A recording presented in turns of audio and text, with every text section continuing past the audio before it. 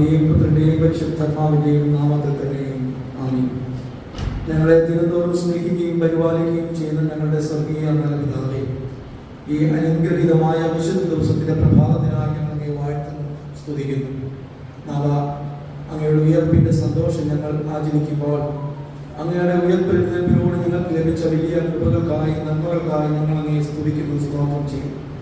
കർത്താവേ, അന്ന് ഞങ്ങൾക്ക് വേണ്ടി ക്രൂശിക്കപ്പെട്ട് ഞങ്ങൾക്ക് വേണ്ടി യാഗമായി തീർന്ന് മൂന്നാം നാൾ ഉയർത്തെഴുന്നേറ്റപ്പോൾ അങ്ങയുടെ ഉയർപ്പിലൂടെ ഞങ്ങൾക്ക് ലഭിച്ച ശക്തീകരണത്തിനായി ഞങ്ങൾ അങ്ങേക്ക് നന്ദി അർപ്പിക്കുന്നു, സ്തോത്രം ചെയ്യും.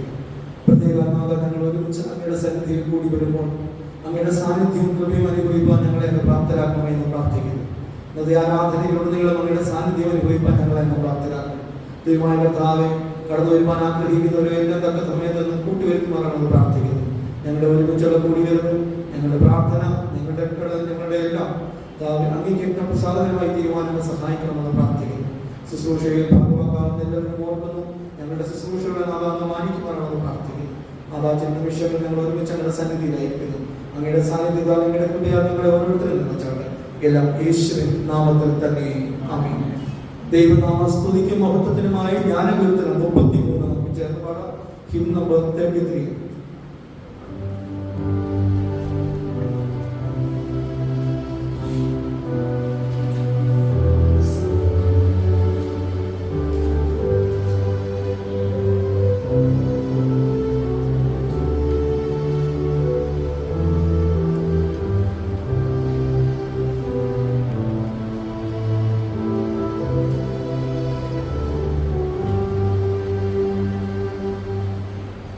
Amen.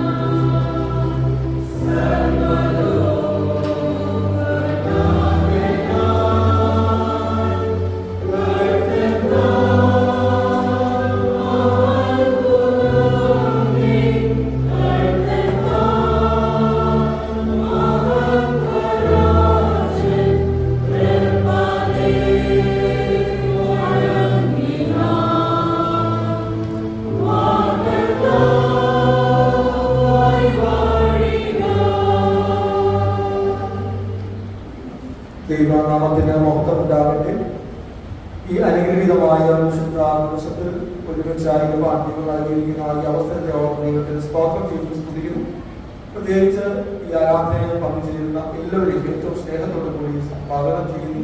പ്രത്യേകിച്ച് നമ്മുടെ മുൻപ് ഇടവകാവുന്നു ഈ സഭയുടെ പ്രസാരമൊക്കെ ആയി സേവനമനുഷ്ഠിക്കുകയും ഇപ്പോൾ ഹൂസ്റ്റണിൽ പാർട്ടിയും അവിടുത്തെ പള്ളിയിലെ അംഗങ്ങളായി പ്രവർത്തിക്കുകയും ചെയ്യുന്ന പ്രിയ സിരിച്ചാനും അതുപോലെ ഷൈമാനും നമ്മളോടൊപ്പം ആയിരിക്കുന്നു. ഇരുവരെയും ഏറ്റവും സ്നേഹത്തോടു കൂടി CSI കുടുംബത്തിലേക്ക്, CSI സഭയിലേക്ക്, ഈ ആരാധനയിലേക്ക് ഏറ്റവും സ്നേഹത്തോടു കൂടി സ്വാഗതം ചെയ്യുന്നു. നിങ്ങളുടെ സാന്നിധ്യത്തിനും പ്രാർത്ഥനയ്ക്കും പ്രത്യേക നന്ദി അറിയിക്കുകയും ചെയ്യുന്നു. നമുക്ക് ദൈവത്തെ ആരാധിക്കാം, നമുക്ക് പ്രാർത്ഥിക്കാം. സർവശക്തനായ ദൈവമേ, സകലത്തെ മന്ത്രിക്കുന്നവേ, സകല ആഗ്രഹങ്ങളും അറിയപ്പെട്ടവയും നിന്നിൽ നിന്ന് രഹസ്യങ്ങളൊന്നും മകളില്ലാത്തതുമാകുന്നതും ഞങ്ങൾ നിന്നെ പൂർണ്ണമായി സ്നേഹിക്കുവാനും നിരപരിശുദ്ധനാമത്തെ യോഗ്യമായി മഹത്വപ്പെടുത്തുവാനും നിരപരിശുദ്ധാത്മാവിന്റെ വിശ്വാസത്താൽ ഞങ്ങളുടെ ഹൃദയങ്ങളെ ഞങ്ങളുടെ കർത്താവായ യേശുക്രിസ്തു മൂലം വെളിപ്പാക്കണമേ.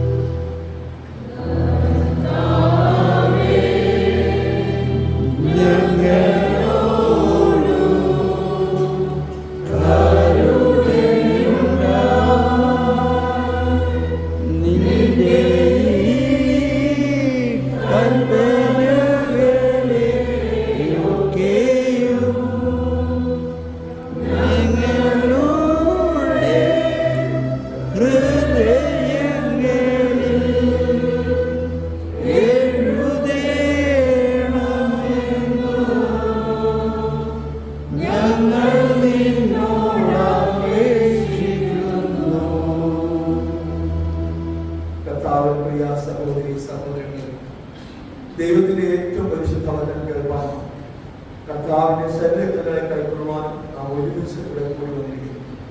ആയതിനാൽ നമുക്ക് മുട്ടുകുത്തി മൗനമായി നമ്മെ തന്നെ ശോധന ചെയ്തു വിശ്വാസത്തോടും അനുതാപത്തോടും ദൈവത്തിലേക്ക് സമീപിക്കുന്ന ദൈവകൃപ അന്വേഷിക്കണം.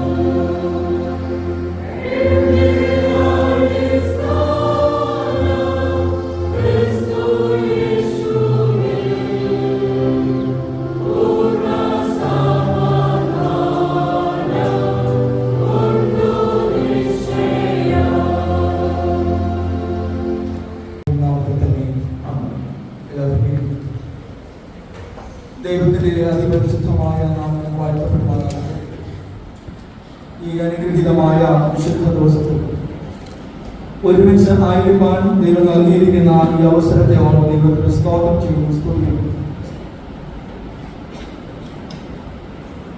2022 മെയ് മാസം 7-ാം തീയതി ഭോപ്പാലിൽ വരുവാനും ഈ സഭയുടെ ചാർജ് എടുക്കുവാനും സാധ്യമായത്. അന്ന് മുതൽ ഈ നാഴിക വരെ ഈ ദേവാലയത്തിൽ ശുശ്രൂഷിക്കുവാൻ, ഈ പുൽപ്പിറ്റിൽ നിന്നുകൊണ്ട് വചനം പറയുവാൻ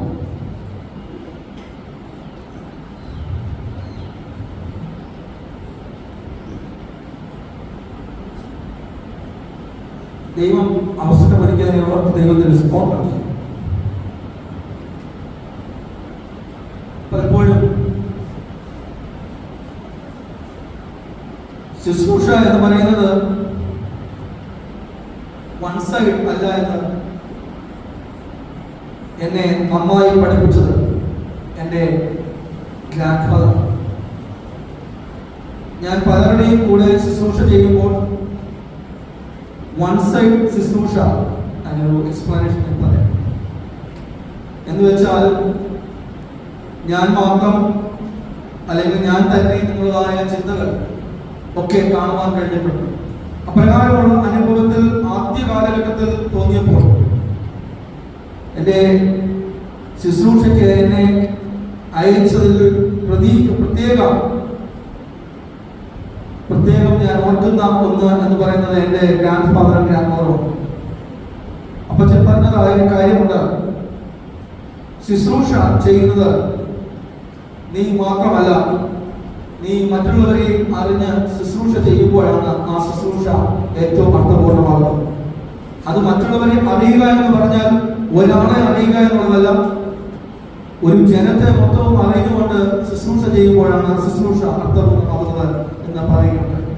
അപ്രകാരം കഴിഞ്ഞ 6 വർഷക്കാലം, 3 വർഷം ബാംഗ്ലൂരിലും 3 വർഷം ഇവിടെ ചെയ്യുവാൻ കഴിഞ്ഞു എന്നതായ വളരെ സന്തോഷത്തോടു കൂടിയാണ് ഞാൻ ഇന്ന് ഇവിടെ നിൽക്കുന്നത്. നിങ്ങൾ ശ്രദ്ധിച്ചാൽ അറിയാം, ഞാൻ ഓരോ പ്രാവശ്യവും പുൽപ്പിറ്റിൽ കയറുമ്പോൾ പ്രാർത്ഥനയോടുകൂടിയാണ് ഞാൻ കയറുന്നത്. അത് മറ്റൊന്നുമല്ല, പുൽപ്പിറ്റ് അതിവിശുദ്ധമായ ഒരു സ്ഥലമായാണ് ഞാൻ കാണുന്നത്. ഈ പുൽപ്പിറ്റിൽ നിന്നുകൊണ്ട് വചനമല്ലാതെ മറ്റൊന്നും പറയുവാനായിട്ട് കഴിയില്ല. വചനമല്ലാതെ എന്ന് പറഞ്ഞാൽ വചനത്തെ അടിസ്ഥാനപ്പെടുത്തി ചില സംഗതികൾ മാത്രം അഡീഷണലായി പറയുക മാത്രമാണ് ചെയ്യാറുള്ളത്. അതുകൊണ്ട് ഈ വചനധ്യാനവും നമ്മളുടെ ഓരോ വചനധ്യാനവും ഏറ്റവും അനുഗ്രഹമായി തീരട്ടെ എന്ന് കഴിഞ്ഞ നാളുകളിലെ വചന കേൾവി ഏറ്റവും അനുഗ്രഹമായി എന്ന് ഞാൻ വിചാരിക്കുകയും ചിന്തിക്കുകയും ചെയ്യും.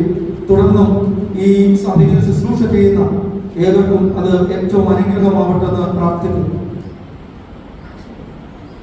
പ്രകാശമാനമായ പ്രപഞ്ചത്തെ അന്ധകാരത്തിന്റെ നിലയില്ലാ കയത്തിലേക്ക് തള്ളിയിടാൻ പ്രാപ്തിപ്പെട്ടിരുന്ന ഒന്നായിരുന്നു ക്രൂശീകരണം. ക്രൂശീകരണത്തെ കുറിച്ച് ഞാൻ അന്ന് സംസാരിച്ചിരുന്നു ദുഃഖവെള്ളിയാഴ്ച. ഒരു നാളിൽ ക്രോസ് എന്ന് പറയുന്നത്, ക്രൂശ് എന്ന് പറയുന്നത് അപമാനത്തിന്റെ എംബ്ലമായിരുന്നുവെങ്കിൽ ക്രിസ്തു അപമാനത്തെ മാറ്റി മാന്യതയുടെ ഭാവം നൽകിയ ഒന്നാണ് ക്രൂശ്. കഴിഞ്ഞ നാളുകളിൽ ഈ ക്രൂശീകരണം എന്ന് പറയുമ്പോൾ അന്ധകാരത്തിന്റെ പടുകുഴിയിലേക്ക് വീഴുന്നതായ ഒരു സാഹചര്യം, അല്ലെങ്കിൽ ഒരു മനുഷ്യന്റെ ജീവിതത്തിന്റെ എല്ലാ അർത്ഥതലങ്ങളെയും പൊളിച്ചെഴുതി അവന്റെ ജീവിതം ഇല്ലാതാകുന്ന ഒരു സാഹചര്യം. അവിടെ ഒരു പുതിയ എഴുത്ത് എഴുതപ്പെടുകയാണ്. അന്ധകാരത്തിന്റെ നിലയില്ലാ കയത്തിലേക്ക് വീഴുകയല്ല, അന്ധകാരത്തെ മാറ്റി പ്രകാശപൂരിതമാക്കുന്ന ക്രിസ്തുവിന്റെ ആ വലിയ ക്രൂശീകരണം, അതാണ് നമുക്ക് അനുഭവിക്കുവാനായിട്ട് സാധ്യമായി തീരുന്നത്. ഇന്നത്തെ ലോകത്തിലേക്ക് ഞാനും നിങ്ങളും നോക്കുമ്പോൾ കാണുവാൻ കഴിയുന്ന ഒന്ന് എന്ന് പറയുന്നത്, സമൂഹം അന്ധകാരത്തിൽ ജീവിക്കുവാനായിട്ടാണ് ഇഷ്ടപ്പെടുന്നത്. അന്ധകാരം എന്ന് പറയുമ്പോൾ തിന്മ. ഇന്ന് നാം എവിടെ നോക്കിയാലും, ഏത് മേഖലയിൽ നോക്കിയാലും തിന്മയെ ഇഷ്ടപ്പെടുകയും നന്മയെ വെറുക്കുകയും ചെയ്യുന്ന ഒരു സമൂഹത്തിന്റെ മധ്യത്തിലാണ് ഞാനും നിങ്ങളും പാർക്കുന്നത്. അതുകൊണ്ടാണ് നന്മയ്ക്ക് പക്ഷം ചേരുവാനായിട്ട് ആരെയും കാണുവാനായിട്ട് സാധ്യമല്ല. തിന്മയുടെ പക്ഷം ചേരുന്ന നാം പലപ്പോഴും പല കാര്യങ്ങളും സംസാരിക്കുമ്പോൾ പറയും ചെയ്യുന്നത് എന്ത് എന്ന്. തിന്മയോട് പറ്റിച്ചേരുക. ഇവിടെ അന്ധകാരം എന്ന് പറയുന്നത് തിന്മയോട് പറ്റിച്ചേരുന്നതായ ഒരു സാഹചര്യമാണ്. എന്നാൽ യേശുക്രിസ്തുവിന്റെ ക്രൂശീകരണം അന്ധകാരത്തെ മറനീക്കി